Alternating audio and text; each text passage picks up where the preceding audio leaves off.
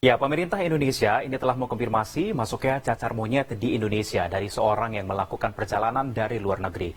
Lalu seperti apa cacar monyet ini dan apa yang harus kita lakukan? Sudah bersama saya melalui via Zoom, ada Bang Muhammad Syahrir, juru bicara Kementerian Kesehatan RI. Apa kabar, Bang? Selamat sore, Mas Isakan dan Ya, Mas Muhammad Handoyo. baik. Salam Kemudian sehat. juga ada Bang Rahmat Tandoyo dari Komisi 9 DPR RI. Selamat malam, Bang. Selamat malam, Assalamualaikum. Waalaikumsalam. Saya ke Bang Sarir dulu ya. Bang Sarir, bisa dikonfirmasi terkait dengan masuknya cacar monyet di Indonesia. Ini sekarang kasusnya sudah berapa, Bang? Update terbarunya. Jadi sampai dengan hari ini ada 23 kasus yang sudah kita periksa. Ya, 22-nya itu sudah kita singkirkan dari kasus suspek. Semula kan suspek nih, ya. Setelah kita periksa-periksa ternyata PCR-nya negatif. Nah, sekarang yang satu positif, yang kemarin ditemukan pada tanggal 19 malam dan tanggal 20 kita umumkan. Baik, Bang, kalau bisa dikonfirmasi, ini penularannya melalui apa ya, Bang ya?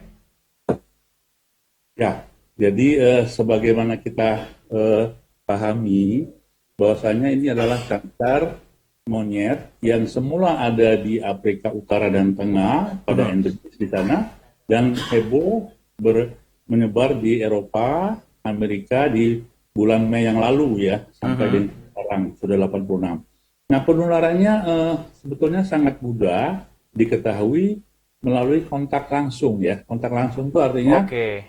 kulit ke kulit ketemu, orang bersalaman, berpelukan, berciuman, atau pokoknya kontak tubuh atau kontak dengan barang-barang yang terkontaminasi dari pasien cacar monyet itu. Barang Dan yang dipegang oleh pasien juga bisa terkena ya, Bang? kenapa? Barang yang dipegang oleh pasien kemudian dipegang oleh orang lain juga bisa?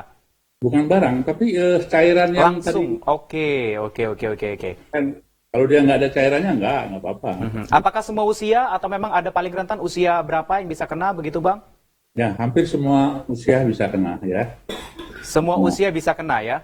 Ya, betul. Oke, baik. Saya ke Bang Rahmat. Bang Rahmat, apa yang harus kita lakukan nih, Bang? Terkait masuknya cacar monyet di Indonesia, Bang? Yang pertama tentu ini kita tidak mengagetkan ya, karena ini sudah disampaikan oleh WHO bahwa ini menjadi darurat kemanusiaan kesehatan ya. Karena sudah terkontaminasi dan sudah terpapar positif pasien pertama di Indonesia. Tinggal bagaimana kita menyikapi. Bahkan Bapak Presiden juga punya atensi di sini. Yang pertama dan utama saya kira kita hadapi ini dengan tidak perlu panik, tidak perlu takut. Tetapi yang paling penting juga tidak boleh menyepelekan. Saya kira kita kolaborasilah dengan pandemi 19 COVID-19 kita bisa bersama-sama kita potong bisa kok. Tinggal bagaimana menyikapi. Yang pertama adalah kita edukasi, Mas Iska. Edukasi, sosialisasi, komunikasi kepada seluruh masyarakat. Yang penting itu adalah apa itu cacar monyet, apa itu tanda-tandanya, apa itu resikonya, dan bagaimana yang penting adalah menghindarkan dari kemungkinan potensi terjadi kena cacar monyet ini, karena ini adalah yang paling penting adalah karena ini adalah perang masih berjalan ya, pandemi ya. Saya kira yang paling sederhana terkait sehat, Mas, dengan cara ya protokol kesehatan satu langkah, tetapi bisa kita hindarkan ya COVID-19, kemudian cacar monyet itu sendiri. Nah yang berikutnya adalah kita juga sampaikan kepada seluruh nakes kita ya, bagaimana untuk mendiagnosa meskipun ini sebenarnya kan penyakit lama ya, dan pada sampaikan oleh Dr. Syaril ini bisa sembuh sendiri. Nah, tetapi kan ini sudah menjadi perhatian WHO dalam 1 bulan, Bung Iska, dari 37 negara 1 bulan menjadi hampir 100% ya, hampir 88 negara, saya kira menjadi perhatian kita bersama. Baik. Yang penting adalah kita menyikapi bagaimana dan sosialisasikan, dan yang paling utama juga kita sampaikan kepada pemerintah, perlu dipikirkan bagaimana agar di negara-negara lain kan sudah disiapkan logistik untuk vaksin, meskipun di negara yang membeli vaksin itu tidak diperuntukkan pada seluruh negara, tetapi paling tidak itu coba dipikirkan lah.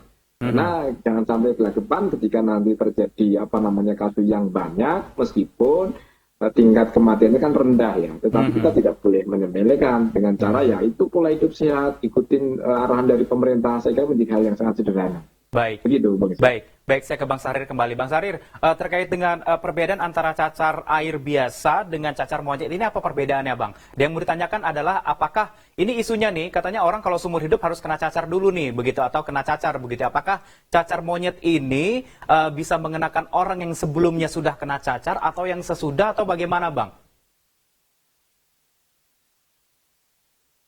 Iya, saya tidak bisa mendengar audionya.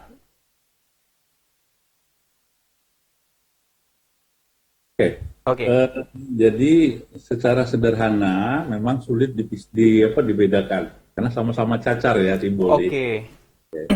Cuman kita akan lebih spesifik melihat bahwasannya untuk cacar monyet ini itu ada pembesaran kelenjar limfe, kelenjar leher ya, di ketiak maupun di selangkangan. Itu yang paling khas sebetulnya karena di kedua cacar yang lain hampir tidak muncul ya. Demam sama-sama tinggi, sakit kepala ya.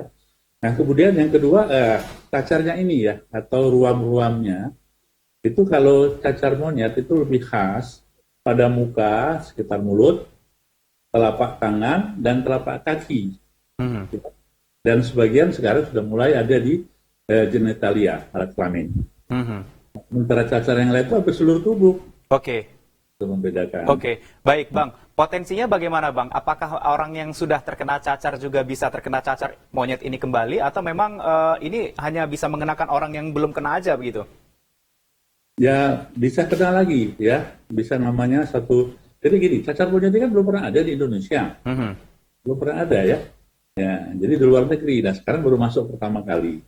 Nah jadi nanti kita seperti halnya COVID itu orang yang pernah kena bisa kena lagi atau dia kontak lagi kepada pasien tersebut. Oke, baik. Nanti kita akan lanjutkan perbincangan kita, Bang. Tetap di Newsroom, tetaplah bersama kami.